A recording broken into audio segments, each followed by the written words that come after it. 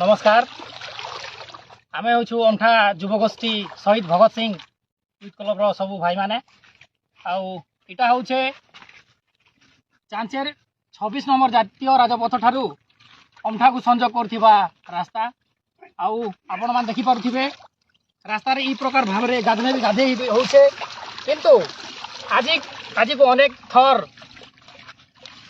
अभियोग कला सत्वे मध्य सरकार नजर पड़ूना आपण मान देखि पारुथिबे ई प्रकार अवस्था रास्ता मझी गाधले भी गाधी होछे।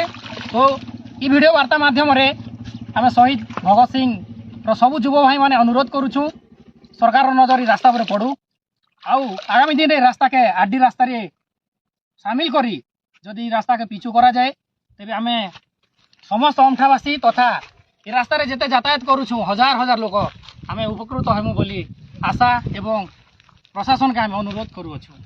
धन्यवाद। नमस्कार।